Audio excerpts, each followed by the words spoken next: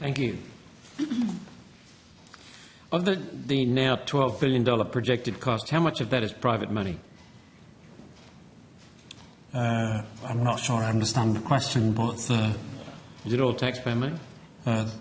Snowy will finance its debt position because, of course, we have debt for other purposes from our operating cash flows, from the bank market or the bond market. And I think we've been public that the $6 billion increase will require some equity support from the Commonwealth. That level hasn't been determined yet.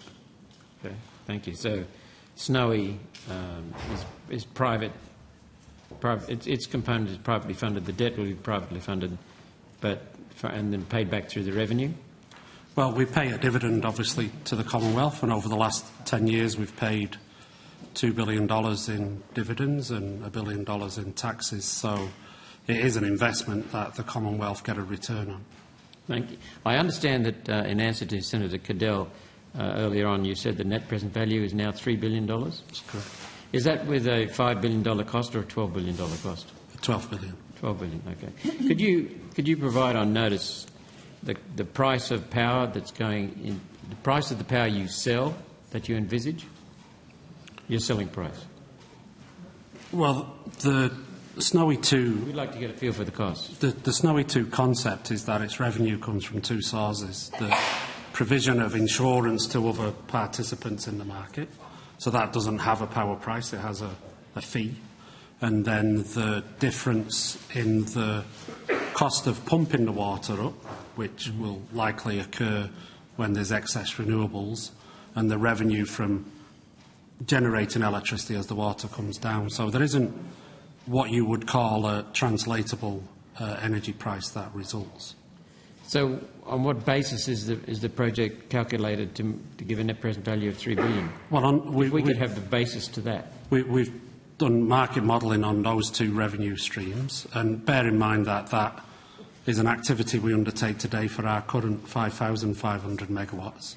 So we have seen increasingly with the increase in variable and renewable electricities that the market value of those two services has gone up.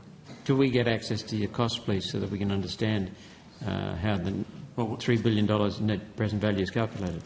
Well, we haven't released a detailed business case on the present value of the project. So we can't get it? I think we have taken on notice in the past that we would consider what business case could be provided, but the business case essence is no different to when it was originally went to FID. A lot of the key assumptions back then were redacted. Well, there was a business case released a number of years ago and all of the same dynamics apply, except that the market for the services we provide has increased. Can we get a feel for the revenue from the guarantee, the insurance, if you like, as well as the profit on the price difference? So I think I've said publicly before that and one can calculate this, the revenue from Snowy 2 is in the order of $1 billion a year, and 1/3 is from capacity sales and 1/3 is from shifting electricity from low price times to higher price times. So, Minister, it seems to me the taxpayer is taking a big risk here so far with what we've seen of the performance of Snowy 2. Why can't the taxpayers see what they're paying for and the risk they're being exposed to? Well, Senator, I think that the history of this project is well understood. We've asked Snowy management to take a more active role in assessing and responding to project risk, and we've talked already about the reset. I think as part of the reset, Snowy management, Mr Barnes and his team released quite an amount of information and the results of their analysis of their position, and they've made clear their assessment about the value that sits within the project. If there's any further information we can provide, we're happy to consider it.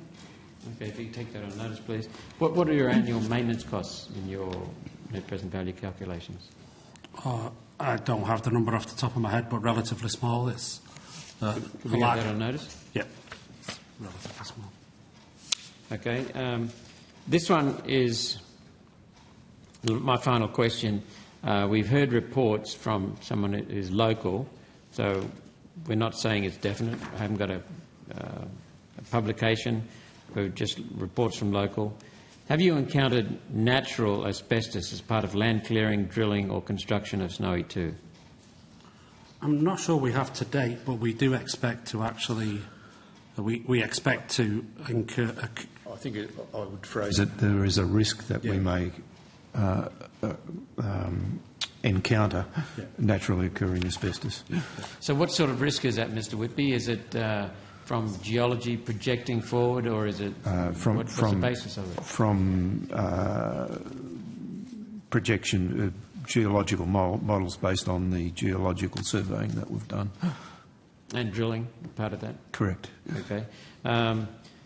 Where is it? What are the costs? And what delays will this cause?